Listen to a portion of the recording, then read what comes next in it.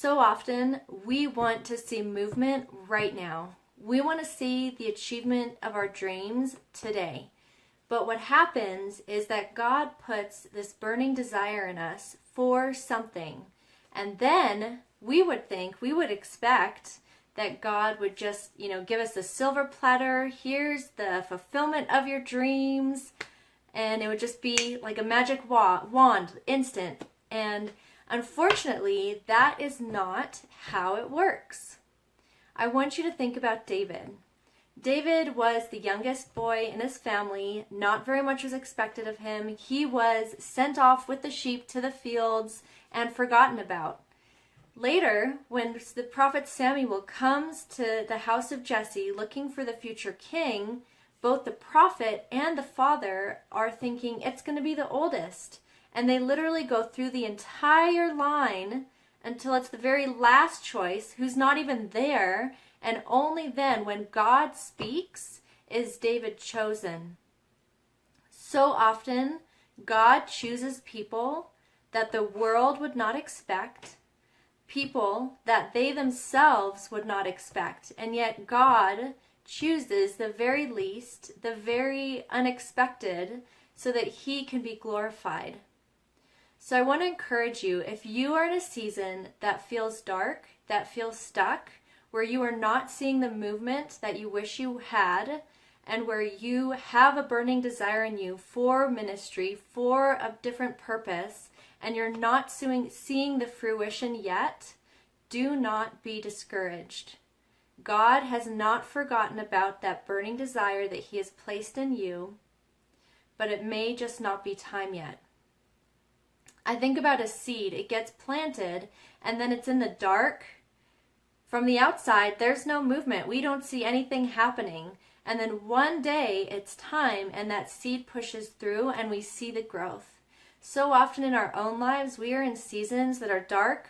They're depressing. We don't see movement. We're stuck in jobs we hate. We're going through an experience that we wouldn't wish on our enemy. And we look at the ground and there's nothing happening. And we say, God, why am I here? I don't want this story. I don't want to be here. But what we're forgetting is that God is at work. And underneath, if you could see that soil underneath the ground, you would see that the hard shell is being broken. You would see the roots start to, dig their way out and go deep. And so often in seasons where we feel desolate, where we're in the desert, that is what God's doing. He is giving us a space for our roots to go down deep. And for us to learn endurance and patience, all those things that we would rather not learn. And I think about Moses. Moses grew up in Pharaoh's household. He saw his people being oppressed, and God put a very worthy desire in him to see his people freed.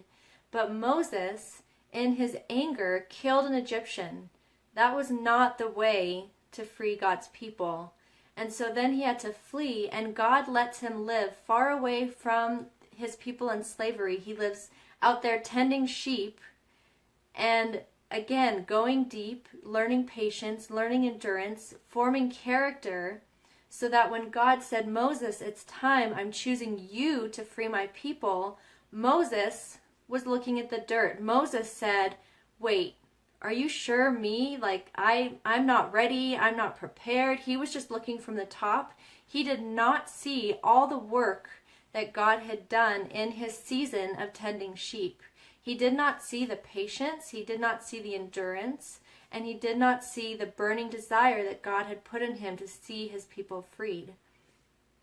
Another example, when we think of Joseph, here's a kid who's loved by his father, who God gives a vision to, that one day his brothers are going to bow down to him.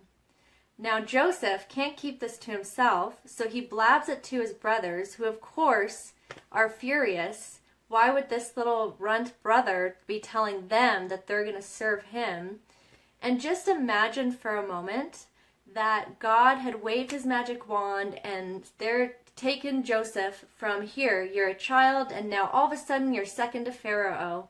And if Joseph had not gone through every single one of those ups and downs, if he had not been sold into slavery, not been head over Potiphar's household, not been thrown in jail, he would not have been ready to be the right-hand man of Pharaoh. And so that's the encouragement for us. When we're in a season that's dark, where we're looking and we don't see any movement, we can know and cling to God is still working.